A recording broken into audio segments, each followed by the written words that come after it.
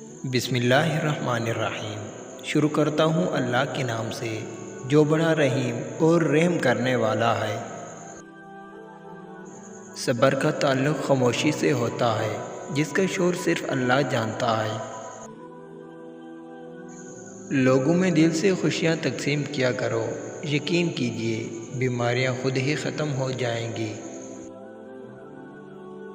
حضرت علی رضی اللہ تعالیٰ عنہ نے فرمایا، جب تم کسی کو اکیلا دیکھو تو سمجھ جاؤ وہ ایک سچا انسان ہے، کیونکہ بھیڑ ہمیشہ منافق کے ساتھ ہوتی ہے۔ رسول اللہ صلی اللہ علیہ وآلہ وسلم نے ارشاد فرمایا، صدقہ کرنے سے مال میں کوئی کمی نہیں ہوتی۔ صرف روٹی کھانے سے نہیں، کسی کا حق کھانے سے بھی روزہ ٹوٹ جاتا ہے۔ جو سہنا سیکھ جاتے ہیں وہ کہنا چھوڑ دیتے ہیں۔ تمہاری جو حالت تنہائی میں ہوتی ہے وہی حالت قبر میں ہوگی۔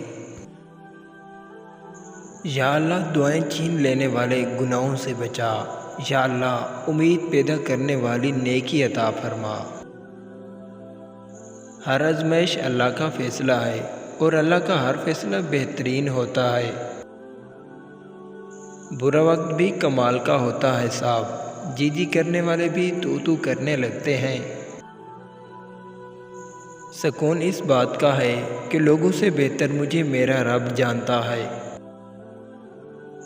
خود پہ بھروسہ کرنا سیکھ لو، سہارے کتنے بھی سچے ہوں ایک دن ساتھ چھوڑ جاتے ہیں۔ کچھ سوالوں کے جوابات صرف وقت دیتا ہے، اور جو جواب وقت دیتا ہے وہ لاجواب ہوتا ہے۔ اگر سب کچھ اللہ پر چھوڑ ہی دیا ہے تو اس کے فیصلوں پر بھی یقین رکھو، وہ تمہاری ہر چاہت کو پورا کرنے پر قادر ہے۔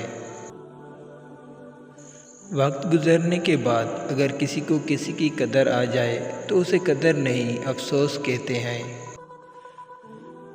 انسان کے الفاظ سب کچھ ہوتے ہیں، دل جیت بھی لیتے ہیں، دل چیر بھی دیتے ہیں۔ تھکے ہوئے دلوں سے کہہ دو کہ اللہ موجود ہے۔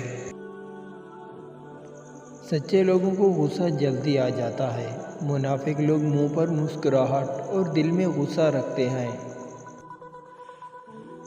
زندگی میں اکثر مقامات پر میں نے جانا کہ میرے ساتھ اللہ کے سوا کوئی نہیں ہے، اور تبھی مجھے اندازہ ہوا کہ صرف اللہ کا ہونا کس قدر بہتر ہے۔ اللہ کہاں ہے؟ جب آپ مشکلات میں ہوتے ہیں تو اکثر سوچتے ہیں کہ اللہ کہاں ہے۔ یاد رکھو، امتحان کے دوران استاد ہمیشہ خاموش رہتا ہے۔ پاک روح معاف کر دینے سے انسان کی اپنی روح پاک ہو جاتی ہے۔ اللہ فرماتا ہے، مت ہو پریشان، میرے بند کیے ہوئے دروازوں پر میں خیر لانے سے پہلے مصیبتوں سے گزارتا ہوں۔